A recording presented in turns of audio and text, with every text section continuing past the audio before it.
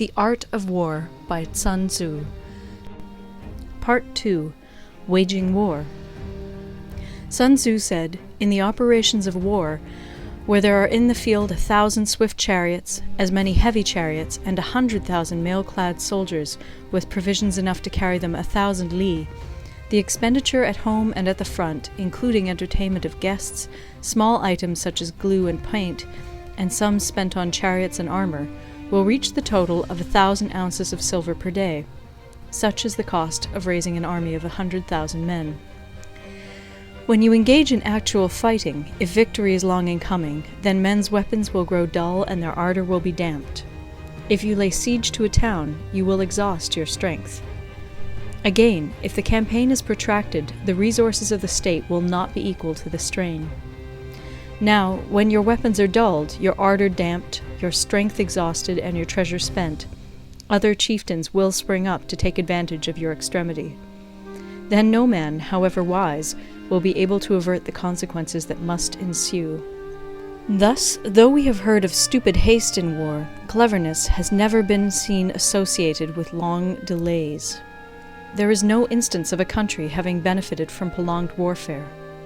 It is only one who is thoroughly acquainted with the evils of war that can thoroughly understand the profitable way of carrying it on. The skillful soldier does not raise a second levy. Neither are his supply wagons loaded more than twice.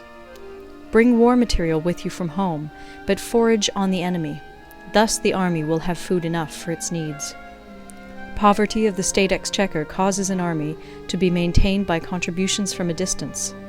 Contributing to maintain an army at a distance causes the people to be impoverished. On the other hand, the proximity of an army causes prices to go up, and high prices cause the people's substance to be drained away. When their substance is drained away, the peasantry will be afflicted by heavy exactions.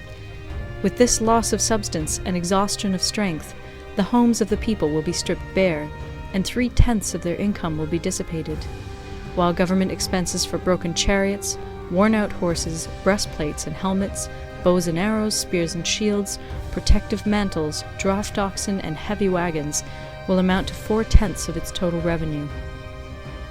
Hence, a wise general makes a point of foraging on the enemy. 1 cartload of the enemy's provisions is equivalent to 20 of one's own, and likewise a single picul of his provender is equivalent to 20 from one's own store. Now, in order to kill the enemy, our men must be roused to anger. That there may be advantage from defeating the enemy, they must have their rewards. Therefore, in chariot fighting, when 10 or more chariots have been taken, those should be rewarded who took the first. Our own flags should be substituted for those of the enemy, and their chariots mingled and used in conjunction with ours. The captured soldiers should be kindly treated and kept. This is called using the conquered foe to augment one's own strength. In war, then, let your great object be victory, not lengthy campaigns.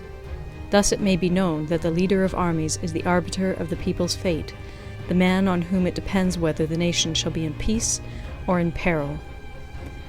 End of Part 2.